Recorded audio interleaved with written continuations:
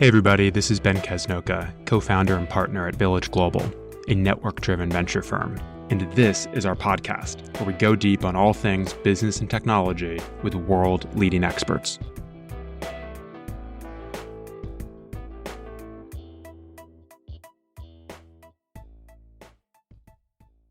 All right. Well, good morning, good afternoon, good evening, villagers. Ben Casnocha here, and really excited to have Abhay Parasnis, the CEO of Typeface, with us this morning for a masterclass. And Abhay is really a legend in Silicon Valley, CPO and CTO of Adobe.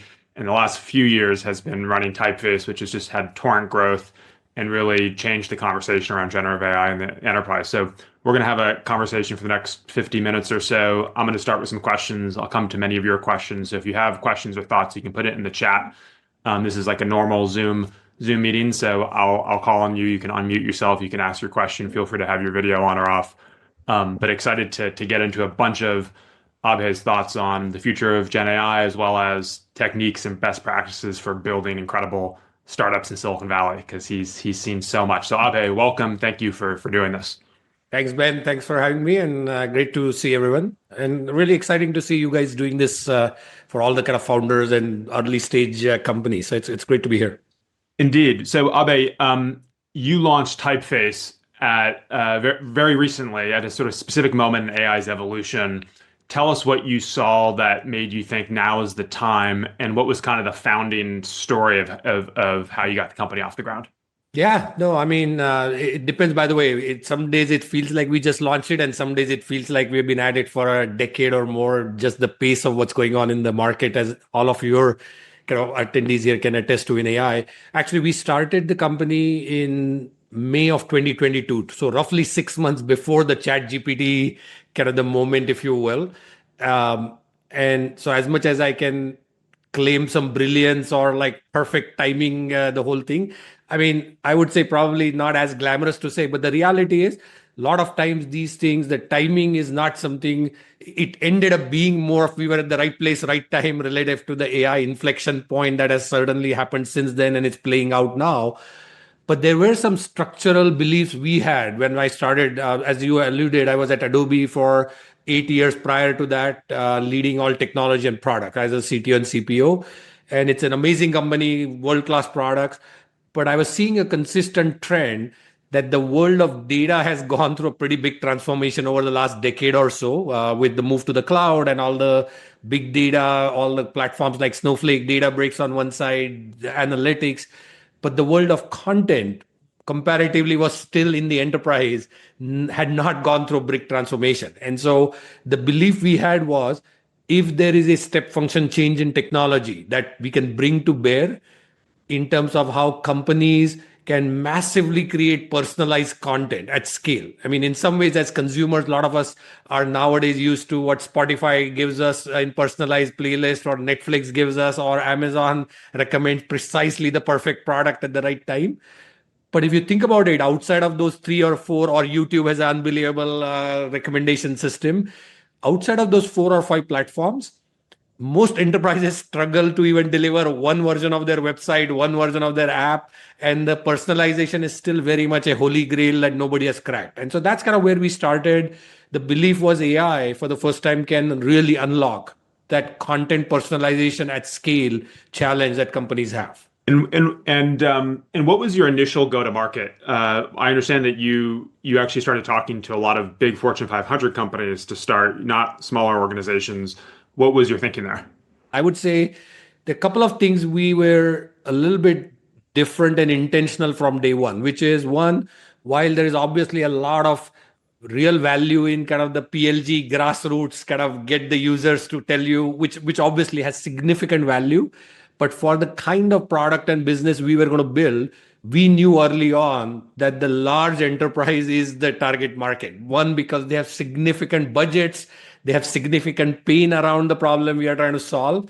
And so we actually said, even though, by the way, and there is a little bit of an unfair advantage we had because of either my background or founding team, we knew a lot more large enterprise kind of C-level relationships rather than kind of saying, let's just put something out and see if it works, which itself has a lot of value, to be clear. And we do that as well, get feedback.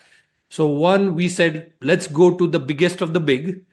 And if we can crack that end of the market, it's hard, but if we can crack that, then you become very sticky and very hard to dislodge. And so that's probably the one thing. And maybe, Ben, I'll just say, I'm sure we'll get to the other thing we decided as a result is partner very early with the biggest platform players in the market. And so Google and Microsoft in particular, we said we are going to go very deep early on, not just on technology, but commercial partnership.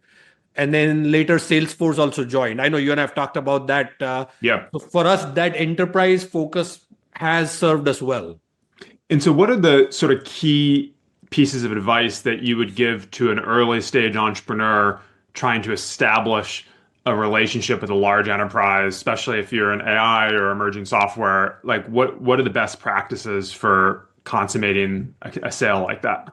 There is not really one silver bullet, unfortunately, that, hey, if you do this, it will open the enterprise doors. That said, I do think there are a few things that I can definitely say that have worked well for us. That doesn't mean, and by the way, also we are at application tier. So it's also important to know where in the stack, who the buyer is, what the economic model is. But one I would say is if you're going to go after the enterprise, high-end enterprise, by the way, and by that I mean Fortune 100, Fortune 500, some of the like biggest companies in consumer electronics, CPG, retail, financial services, that kind of enterprise. One, we kind of said the big platform players have a very strong advantage of distribution and relationships in those accounts that if we can ride with them, if they can actually introduce us, if our value prop is mutually complementary to their platform bet. So the one thing I would encourage people here is when there is a big shift like AI that's happening, the biggest platform players have a significant strategic motivation to win that battle, because for this is the Microsoft, Google, OpenAI, and so they are looking for interesting use cases and workflows that actually show power of their platforms, because they're building platforms but they're not building every single application necessarily. And so if you can orient yourself where you become one of their best showcase proof points on their platform for their models, like early on, we were one of the early showcase companies for Google's Gemini and imaging models in the enterprise. I mean, they were obviously doing their own consumer offering, but we were one of the first partners that took it into some of the largest enterprises, and they loved it because then we were kind of driving that. Got it. And so further to that question then, so now say you're talking to the Googles of the world about partnering with them on distribution. So it's sort of the indirect path to the large enterprise. What do you think? And you probably saw a lot of this from the other side of the table when you were at Adobe, getting pitched, I'm sure, by tons of startups wanting to do deals with Adobe. Like, what are common mistakes founders make when trying to get the attention of the Googles of the world to broker these kinds of partnerships to unlock go-to-market? Yeah, I mean, that's a great question. I would say there are two lessons or two paths in big companies like that. First of all, each company is different. You have to really understand what is their fundamental motivation at any given point. So first, if you don't, I mean, even though these companies are massive and multi-billion revenue companies, at any given time, couple of big bets matter the most to them. So knowing what that pain point is for them, you really have to understand that. Because if you just go and say, hey, help me because you are a multi-billion dollar company with thousands of customers and just introduce me, their salespeople have zero interest. I mean, they're not going to do that. If you walk in and say, you know what, your strategic bet right now that you are being measured on this year is how many Gemini wins you are going to get as a seller. And I can actually help potentially because we have an interesting application or an interesting use case that showcases the power. So fun finding what those strategic unlock points are for them. And it will not be in revenue because the startup is not going to be able to go into a Google and say, I can add incremental $5 billion of revenue for you. That's not going to happen. So are you saying it's not going to, so that makes sense. You're not going to be able to move the needle on Google's revenue as a startup, but are you suggesting that we should look at the individual metrics and KPIs of an individual sales rep and like broker it that way, or what level of scale we're I talking think about? it's two levels. That's a great framing, Ben. One, you have to really understand that the on the ground, what sellers are motivated by is very different than maybe what the exec kind of a Mm. strategic leadership is. And I think if you as a startup have to navigate, you have to navigate this at both levels. One, at the high level, they do care about consumption of their services and models and getting adoption. And if you are one of the thought leading showcase applications or you have something innovative, they always like to showcase that because it shows their platform well. But then you have to quickly become very much tactically focused around individual sellers have their quota and their numbers to make. They don't care about what their PR or conference announcement or who was the keynote demo. I mean, they'll care about it for a day, but then they care about, is this application or startup going to help me sell more of what I need to sell and actually unlock more value. So I would say building that deeper understanding of what motions are working for them, where their big bets are, is pretty crucial. I think it's a great point, and just to sort of amplify and under and sort of restate, because I think it's a good important insight, which is number one, like understand what's driving the customer. This is one of these sort of cliches in business that happen to be very, very true. It reminds me of a quote I often invoke from Lucas Bywald, the CEO of Weights and Biases, at a Village event a few months ago. Said, everyone says you should spend time talking to your customer. You probably don't spend enough time talking to your customer, even though you know that that's a principle of business. So like however much time you're spending is not enough. Yeah. And so sometimes it's like it's a simple point, but it's very deeply true, which in this case is like understand what's driving the customer. But I think you're making a nuanced point, which is really helpful when we think about, it probably applies to direct sales too, but at least talking about sort of channel partners like Google, both understand the macro strategy of Google and Gemini and how they're playing in the market, but then also get very in touch with the lower level person's individual OKRs, KPIs, whatever. And you want to be able to have a value prop that resonates at kind of both levels. And absolutely. And if I can add one more thing, and this is something we are trying to do ourselves in our own journey, by no means, you also have to understand ultimately it's the customer value and the ROI and unlock that's going to matter for both of these pieces of the like it doesn't matter if what ultimately if all you focus on is what these partners care about, it's not going to matter unless it also translates into what the customer is going to say. To your point, I know it sounds cliche, but as a result, one concrete decision we took, which again at the time seemed like potentially controversial, we not only went after a partnership with one large platform player, we went after three. So Google, Microsoft, and Salesforce. And there is an argument against it saying, hey, what about focus? You're a small company. Are you really going to get distracted? Uh, but the reality is, enterprises do choose different partners and different vendors and different layers of the stack. They have nuanced different views.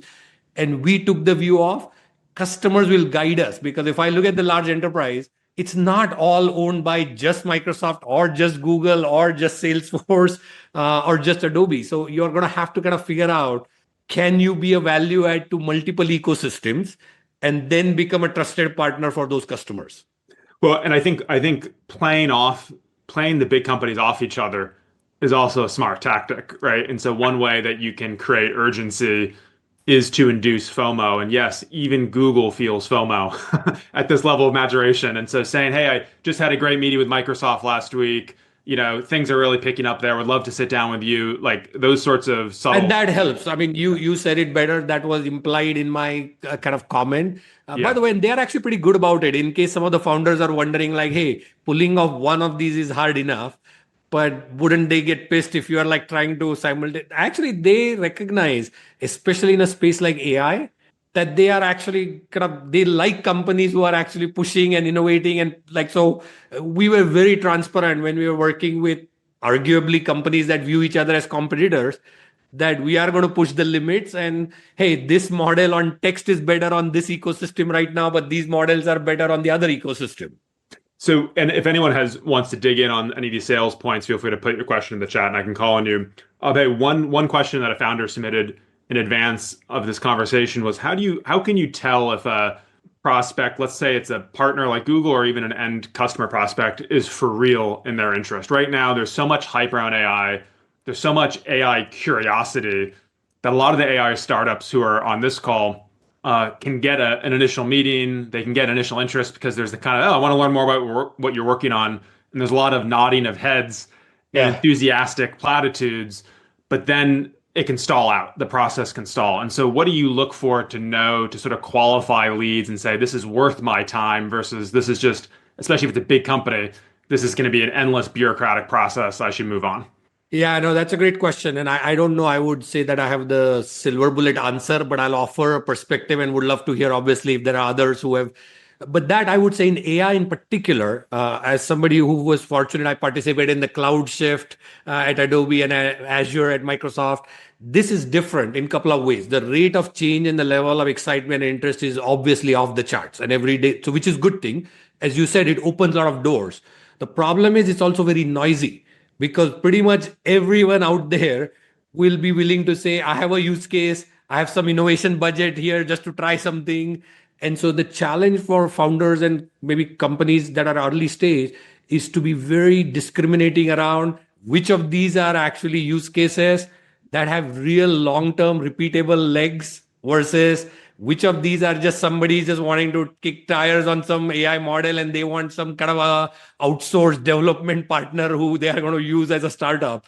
So I would say we did see this, Ben, as I was sharing with you earlier, first year of AI, 2023, in some ways, there was a lot of innovation budgets, one-off projects, and people were willing to engage, even at the high end of the enterprise. But then very quickly, you would realize that after the 90-day pilot is done or something, they don't really have a path to take it forward because they Mm, didn't have the budget or they didn't have the operational kind of the structure. So one thing I look for these days, by the way, it is changing now, at least in the enterprise. Companies are starting to. So there are three tells I would tell you that we are using right now. One, are you talking to kind of these innovation groups inside a company, or are you actually talking to the line of business owner who has a real top line and bottom line number that they have to deliver? So that's a, I mean, I know I'm generalizing, but if you're not talking to the real business owner and you're just talking to somebody who is kind of head of AI or innovation or projects, that doesn't mean you shouldn't do it, but it's probably going to have a harder path to become mainline into that company. Number one.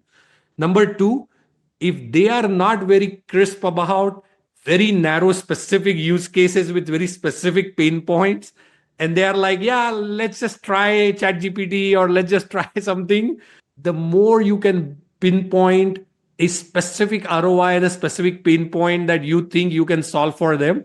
A lot of founders may counterintuitively think, hey, but if I push them and what if the software doesn't deliver that ROI? I think you are better off taking that risk and forcing a much more harder definition of success. Customers who push us on, hey, if it delivers this ROI, then I am very convinced. If it doesn't, we won't continue. I think then you know it's real because they are really focused on it. And the last one, as much as it pains me to say this, the more legal scrutiny you are getting subjected to, the more likely this is a more real, meaningful thing for their business versus if projects that are never going to go production, that are never going to go live. In our deals, we spend still a lot of time today with lawyers, unfortunately, in those companies at the high end because they want to do all the indemnification, copyright, legal violations. But then you know they're serious because they are really caring about this thing. Okay, so let me just summarize that because I think those are three great points. So, how can you tell if a prospective customer is serious? Number one, are you talking to a real business owner, someone with real P&L responsibility, or have you been relegated to like an innovation skunkworks pop-up group or something who may or may not have juice to actually make something happen? Point number two was, is the ROI really demonstrable? Is it obvious? Like, is there some specific problem they're trying to solve that your product is filling? And then point three was, if you're getting a lot of legal scrutiny and you're talking to lawyers and getting red lines, that's actually a good sign, even if it's frustrating in the moment.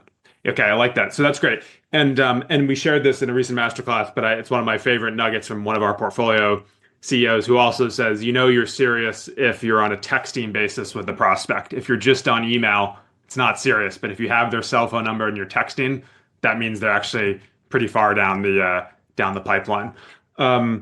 The I guess maybe I want to shift a little bit to the sort of future of product in AI and where you see differentiation and sort of moats forming in the ecosystem today, Abhay. And I wonder if you could first just maybe start with your general take on AI startups building at the application layer.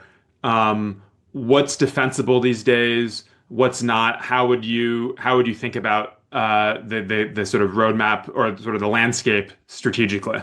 I mean, first of all, this is a pretty, as you know, Ben, a lot of debates going on actively every day, every week, and the lines are still evolving quite a bit. There are few beliefs we have always had, and not a surprise given where we are focused.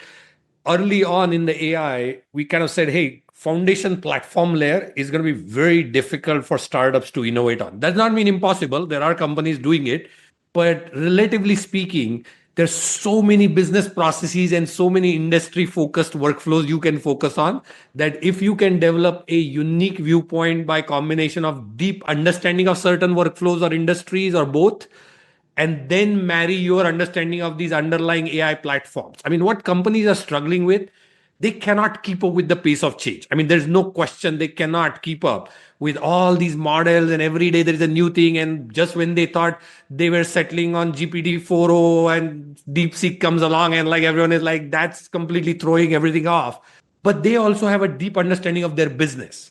And so what they need is partners who can bridge the two worlds. So we kind of said that application tier where you deeply marry understanding of either of a business process, which in our case is kind of marketing and customer experience is what we focus on. And then go even within that certain industries, how CPG and retail works, how financial services works, and then say our unique secret sauce is not a better version of a GPT model or this or that, is how those models actually contextualize in your business process. So I would say I'm a big believer is that application tier is where the real number of breakthroughs that are going to accumulate over just because of the variation in the business processes and industries that exist. Number one. I do think, Ben, to your point though, this notion of what is a moat, I actually think even I'm changing my own viewpoint every day because for a while, the naive or simple answer, what seems like naive answer was, well, if you own the workflow, then you can build a moat. Well, it turns out with what's starting to happen with agents and agentic automation, even the workflow layer itself is actually not going to be that safe because the richer context that you can actually build into these systems, even the notion of what automation of workflows meant in the world of SaaS applications is going to completely change because these agents are almost now going to disrupt what the classical definition. And I won't be surprised if the same way today debate is between platform and app layer, tomorrow the debate will be workflow to agent layer. And I think you're starting to see this already. Well, I think it's fascinating. I see, some of the folks on this call, Alex Berman and others. If you want to join into this conversation, you're welcome to, because we have a lot of companies thinking this through right now, which is a really esoteric or niche workflow, say in financial services. And the part of the thesis is that that's defensible, that's ownable by a startup. Too hard, like a foundation model is not going to encompass every niche esoteric use case in a regulated sector like financial services. But you're right. It's interesting to think about the future of agents in that regard. And so, what are you advising your customers, or how do you think about the next 12 to 24 months in terms of what territory agents will cover, and then what does that mean, I guess, for early stage startups building at the application layer today? Yeah, see, it's interesting. And I'm glad you went to a customer. There's one other defensible moat I think about, which may seem a little bit counterintuitive, and then I'll answer your question, which is everything I talk so far is about evolution of the tech stack from platforms to this application tier adoption of AI to now agents. And there's this whole debate around RL centric approach, like what DeepSeek is doing. Is that fundamentally going to disrupt the kind of the quote unquote, the OpenAI approach? Or so there's lots of technology things we can bet on. I actually think, Ben, the real moat we are seeing in the enterprise is the change management and helping companies go through their process change and people change and culture change is in fact the harder thing that companies are struggling with. And if they think a startup or a company is going to be a great partner for them, not just in giving them some technology, but it's actually going to become a part and parcel of their change management journey.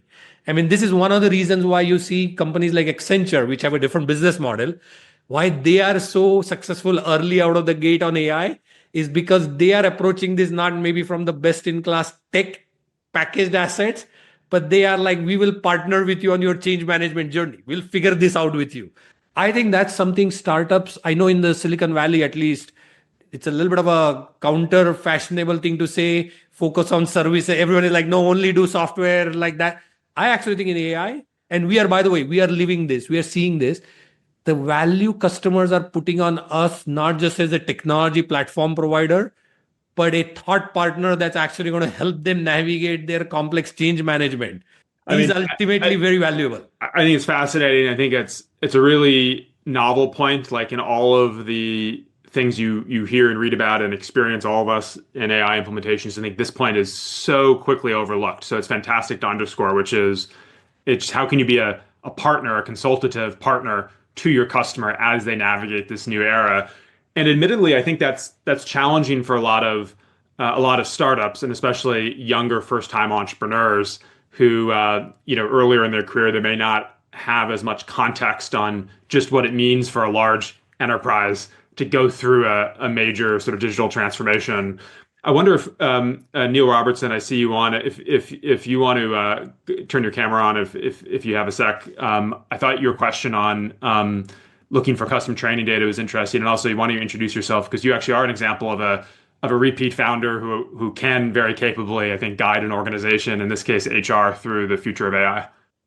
Yeah, I was actually just taking a note on what you said. I think positioning yourself as a partner is an interesting strategy in the market. We're definitely seeing people respond really to like base educational content, especially in HR, where they're on kind of day zero of a whole big transformational change. So the product that we're building is helps HR teams answer repetitive employee questions by ingesting policies and procedures and then giving them instant answers wherever they get those questions, and then eventually automating more of the repetitive HR tasks and workflow that are out there. One of the things that I keep coming back to in my own analysis of our product roadmap is when is it time to spend significant energy on custom data and training sets. Just because of the nature of our product, we don't need to do that now. But I feel like as we get closer to the agentic side of things, it becomes more and more important to be thinking about that. But I haven't really seen any good conversation around that. Either you're a Series B company like a Harvey and you've already done it, or you're a pre-seed company like us and you're just sort of doing whatever you can. What's your opinion on that? That's a very insightful question. And if I were to say one, I mean, amongst many, one thing I would do differently all over again if I were to go back to day one of Typeface is more aggressively embrace custom data training strategy in our product roadmap because like you said, there's always a little bit of this fear around, well, first of all, it's going to be expensive, or how do you even accumulate what is the data strategy? Oh, and that's a purview of the big guys. You're not really going to be able to do it, or maybe let me first get the product market fit and then I can start that. I think that's probably, if there's one thing definitively I can say we probably should have done earlier. Now we are doing a lot of it, is early on, however narrow. You don't have to start by boiling the ocean, but start developing against the narrow use cases or domains that you are pointing your product and business at. Start accumulating distinct data, domains, and strategies early on for two reasons. First, I do think that's ultimately the product differentiation in AI. But second, actually the side effect is it's going to build internal muscle and capability in your engineering and product organization that you otherwise wouldn't build. Yeah, fascinating. Okay, well, thanks, Neil, for that. Alex Berman, I wonder if we could bring you up if you want to come off or turn your video on, because I think your question here is really interesting about data privacy, kind of connects to the previous question. Alex, do you want to ask that question? Sure. So I thought the point around, the more interested the legal teams are, the more traction you have. And just for context, we're building a solution at what previously used to be called Cabernet.ai, will soon be called Precision Finance, to help people build financial models at large asset managers. So I'm curious, as you've had these discussions across sort of your largest enterprise customers, where do they sort of draw the lines in terms of what is proprietary data versus not? And do you have any principles you've sort of thought through in terms of this can feed back into the app and how it operates versus not. Yeah, no, Alex. I mean, and again, each industry, as you know, I mean, financial services, healthcare, a lot. I think it's going to vary a lot by industry, and then within industry, also by the way of geography. So, one, I would say be open-minded. I think the notion of owning data sets and proprietary data happens to be the number one thing that right now works in our favor versus why shouldn't I just ingest all my data into a public chat GPT like platform. And I think they deeply care about that ownership. They do care about, by the way, the guaranteed auditability of that. Like when we say we will not leak your data and weights back into the platform, they do subject us to pretty stringent scrutiny. So I would say this is one where if you can actually step up and offer that, it is one of the biggest reasons why they work with startups. They feel a little bit more comfort if they think their security team signs off on the controls in place. Awesome, because we're having these conversations right now, and our lawyers have basically said, to your point, we have the advantage of, an open landscape. And so it's really top of mind for us where we think we actually can suck data back into the platform. And I don't know if you've thought about that in depth. We actually, I mean, again, don't know enough about your business and industry. We actually early on took, and this was a little bit controversial decision internally because my head of AI research was like, hey, that's not what you should do. But we actually said everything that customers train and the data they bring, we are going to actually partition and let them completely control. We are not going to bleed it back in, which strategically could be disadvantageous at some level for us to commingle. But when you are dealing with Fortune 100, I mean, that is what they expect and care. So they are not, so we actually don't. We maintain a very hard line, Alex. But I would say it's not a universally right answer. I can easily argue why the other side may be a better strategy. That's just, we chose to just give that peace of mind in order to penetrate those. And I know that answers your question, but we don't actually commingle data sets at all. Cool. Super helpful. Yeah, Thanks. great question, Alex. And Abhay, do you want to just speak to pricing? So many of our companies are this is such a fast moving dynamic. How do you price these AI products? What's your kind of best thinking right now on pricing right in Gen AI? Yeah, this is the fun part of right now being in this space, which is literally every single topic is a massive multi-dimensional puzzle that you have to solve. The technology is changing, companies change management. I think pricing, Ben, I mean, you probably have, I'm sure, more of a broad perspective talking to a lot of companies. For us, and I was just talking to Aaron Levy at Box. He has talked about this different pricing models in SaaS, like AI evolving and stuff. I would say there are two, again, you have to really be clear what end of the market you are serving. So for us, because we are going after the super high end of the enterprise market, first of all, they're not as price sensitive. I mean, they're obviously very value sensitive. So one thing I would say is we focused a lot on a value modeling of what is the ROI we are going to deliver for you through the use cases. Like, for example, in our case, one of the big products we have is a email marketing product that focuses on how companies do better personalization of their marketing emails through channel. A lot of companies historically pre-AI charge by just number of emails blasted, like 10 million, 20 million, 50, but that's not really a very good value metric. And so what we do now is price based on, hey, what are the level of personalization by audience, by channel, and as a result, can we double your email open click-through rate or open rate? That is a far more valuable construct than can I send 40 million emails instead of 20 million? Because so you're pricing based on the amount of personalization?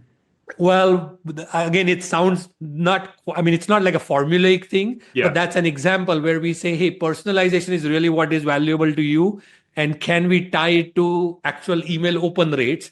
And one of the nice things about value-based pricing is if you find the right value metrics that the customer cares about, what you will find is they're far less price sensitive because it's directly going to tie to their top line business. Versus if you are in a commodity pricing, a lot of companies when we started, by the way, were charging by the number of words generated or number of images generated. And we kind of felt that was going to be a downhill slippery slope because underlying platform will just keep cutting prices as they have to. and then you will be in a position of having to defend why are your prices not dropping proportional to GPT-3 cutting their prices by 100% or Gemini. So we kind of early on said we are not going to price by number of words or images. We are going to price by the outcomes for the use cases. And so one thing I would say, Ben, is I think AI, and especially as you get to agents, people are going to realize potentially the per user SaaS seat pricing is not really going to work necessarily for all kinds of workflows. It may still work for some, um, but like call center category is another one where this is happening, where for the longest time people have sold by the number of call service agents, the seats. But the problem is if AI agents are meant to disrupt that whole model, then it is actually not in your interest to say, I will sell you by per seat, because in some ways your goal should be to actually optimize the actual reducing the call service touch points and volume rather than increasing the number of agents. And 100%. I so, think, and there's this cannibalistic dynamic happening in AI with a lot of large tech companies, which is fascinating. Shifting a little bit to fundraising and financing these startups. How much money did you raise in your first round? Because I know you've raised now a ton of money overall. What was the seed round like for Typeface? yeah, I mean, and you know this is your world. These days, the definition of seed and A Yeah. and B, it's a little bit kind of a blurry Yeah. lines. But anyway, our first round, we raised 25 million. Okay. And then you've raised like more than 200 million total, or what's the? No, like we raised 165. Okay. Yeah. 165 million. And so what is the like if you could go back and do it over again, day one of Typeface, would you do anything differently from a fundraising perspective, both how much you raised, from whom, how you drove the processes, what milestones you hit before raising the next round? First of all, being more open to the market dynamics and as things change and being not dogmatic about what you decided early on is probably the one lesson I would take and tell my day one version of myself on Typeface is don't be too fixated on having precise strategies around only these firms and only this round. Like, for example, I had actually said I will not even fundraise for the first 12 to 24 months, that we didn't want to do fundraising at all. But then we had a set of circumstances. The one thing I would encourage, if I mean I'm biased, but back to that strategic kind of partnerships with big players, the one thing I would double down and do all over again. I know you asked what would I not do, is we early on said, hey, we are really going to get not just venture investors, which obviously are amazing, they have other advantages, but we are also going to get some strategic investors because our go to market was enterprise. And we felt that their money was actually potentially kind of more valuable in some ways because it was not just the money, it was actually their brand, their unlocking effect. That Which is I the think one is I think it's interesting, Abe, because strategic investors have been kind of low status in Silicon Valley over the years. for Like a when long time. it used to be if you met with a founder and they said, "Oh, we just raised from blah big company's venture arm," you're like, "Oh, I guess every traditional VC in Silicon Said Valley no. passed." Yeah, exactly. But you're right. I think when there's a real reason and an edge that you get, especially in customer development, that can be really valuable. And in fact, to your point, Ben, when I was fundraising, we were fortunate. There were some really high profile tier one VC firms were interested. We obviously didn't want to dilute too much early on. And so we said no, but we are going to go the strategic route. We split, but there were a number of extremely close friends and well wishers, and they only had the best in mind for me. They were like, "You're making a huge mistake. These strategics are not seen as a great investor at all. That's seen as a tier two or three." But the reality is the way AI game is playing out right now, they are actually turning out to be extremely valuable partners. So that's one thing I would tell founders here. If you have that ability and if you have that option, consider that, because in the AI space, it is a little bit different venture dynamic so far than pre-AI. Yeah, for sure. And I think, and then just to underscore your earlier point about be open and flexible, I mean, it's interesting. I think on the one hand, founders have to present a plan, present a vision. A pitch is always stronger when the founder is saying, here are my milestones over the next 12 months, the 18 months. And once I get to 3 million ARR, I want to raise my next round and unlock the next chapter of growth. Like there's something to sort of specificity of a vision and the confidence in conveying it. And at the same time, recognizing that anything can happen and that sometimes you have to really adapt and change. That's also key. And so both conveying that in the pitch as well as living it seems vital.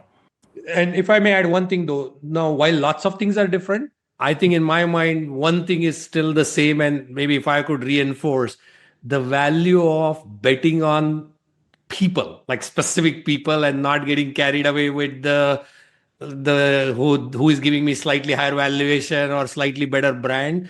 The specific partners and individuals that you have that I know it's going to sound cliche, but I thought I always felt that even back then. But 2 years in, 3 years in, I actually think if I were to go back, I would make that be the only criteria. I mean, I think it was a primary criteria. The only criteria being the humans that you'd be working with? Yes. Yeah. Yeah. I mean, the firms matter, their pockets matter, their brand matters. But ultimately, and by the way, the strategics I said matter for different reasons.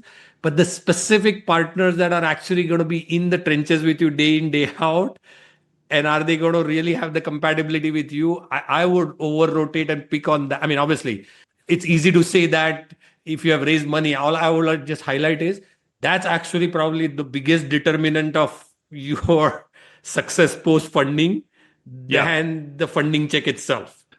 David from ISA, do you want to turn your video on and ask your question about value-based pricing, just to go back for a sec to that topic? Yeah, sorry to go back to it, and nice to meet you. Yeah, so we have this situation. And introduce yourself too and what you're working on. Yeah, thank you. Yeah. What we are making is agentic process automation. It's from RPA. Now we are introducing agentic process automation. So you don't need to define the workflow. It's generated by code on real time. So we are horizontal. We go to the companies. They love the demo. They love their product. They have first the automation assessment, the problem that you said. They love it, but they don't know what use cases, and that's why we are focusing on verticals. The problem is that we are creating at the end digital workers, specialized agents, right? And our purpose is not to be always in the loop. Like, I don't want them to call me every time that they want to create a new agent. I want them to simply keep creating them. So yeah, I can start with 5 use cases. With finance, we are starting with know your customer, risks, and this type, and I can value price that, and I can estimate how much I'm going to save or increase the revenues or make it faster. But when I want to scale that, I don't want to be always in the loop, and they don't want me to be always there and have this dependency. So how can I, if I am not in the loop, create a value-based pricing in the sense that I can see what's the value that each agent that is created it's giving them. That's the kind of issue we are running right now. Yeah, no, I mean, David, that's a fascinating, and I think I spent in my prior career when I was at Microsoft, I have a bunch of familiarity with the whole RPA workflow. I think that space that you are in is probably one of the most exciting spaces that's going to go through transformation with these agents. So first, pretty excited about your journey. I mean, would love to learn more what you're doing. I do think that's an example of an interesting journey from where I sit. That's going to have to go through a fundamental economic transformation, because in some ways, the RPA and pre-RPA version of BPA products have really kind of almost reinforced the exact opposite pricing model of automation-oriented transactional pricing. Like, how many clicks can we automate on a screen? And I think people got to a point where it was very formulaic. Like, can I actually automate these forms with 20 clicks, and that's how we are going to price? I think where, if I were you, I mean, I don't claim to know your kind of product and business deeply at all, is you're almost, and I actually think RPA space is going to go through this gut-wrenching transformation, is go almost at the other end of the spectrum, which is what's the end outcome that process is actually delivering for your company, and what are its economic metrics, and try your product's value to that. Because if you kind of said, hey, we are going to disrupt RPA with agentic system, technologically, that's going to happen. I'm very convinced.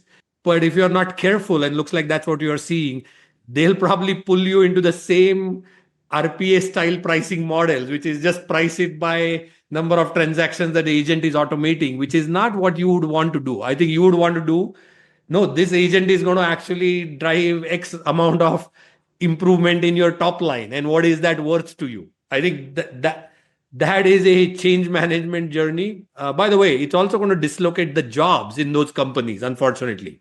Yeah, So fascinating. Let's leave it at that. And David, thank you for the question. Abhay, just in the last minute or two we have, you mentioned things are changing so quickly in Gen AI. For all of us, we're all trying to keep up with what's going on. You mentioned talking to Aaron Levy earlier. Like, who are the people who you talk to, and what are the things that you're reading to kind of keep up on it all? Are there any go-to sources, writers, people on Twitter, other CEOs who really feel like they have the finger on the pulse of the future of AI? yeah, I mean, man, that is a broad topic. I, I mean, I think I would say this is one I do consciously try a lot, but I feel like I'm woefully inadequate these days, especially with AI, is just staying extremely wide and open to different, whether people at the technology layer reading papers that are being presented at one level of the stack, to people who are more in the incumbent industries who are approaching AI differently. So I don't know, unfortunately, Ben, if I have a short, like, hey, here are the three people I think it's probably hundreds of probably people at different levels. But the one thing I will say, and that's actually how you and I actually originally met, is there are some really, really interesting and innovative people who actually have formed these very interesting thought networks. And at least, Ben, when you included me in kind of your forum, that was one of the most, I mean, I still have so many kind of specific things I took away from the Grove. So I think to me, that may be the one thing historically I was very averse to. Oh, I'm not going to go spend time in bunch of these kinds of things because it's like taking me away from building the business. But immersing yourself with people who are on the front line and kind of finding different circles like that is right now one of the best things you can do, because there's just so much changing. But Yeah, it's a great point, and I think it's peer learning and network intelligence has always been important, but never more so today when things are moving so quickly, and other people in the trenches at the same stage or a stage or two ahead can be invaluable for all of our collective growth. And it's a great note to end on, because that's what this masterclass is all about. And villagers will continue this discussion on Slack. And Abhay, thank you so much for sharing your wisdom with us this morning. And it's great to have you in the village. And congrats on all of your success with Typeface. You're really forging new ground in the industry, and you're an inspiration to many of us. thanks, Ben, and all the best to everyone here. Happy to connect anytime. For anything, reach out. Sounds great. Thank you. Thanks, everyone. Talk to you soon. Thanks so much for listening to the Village Global podcast. You can check us out online at villageglobal.vc. We'd love to hear from you, your feedback, your ideas, your inspirations. You can email us at hello@villageglobal.vc.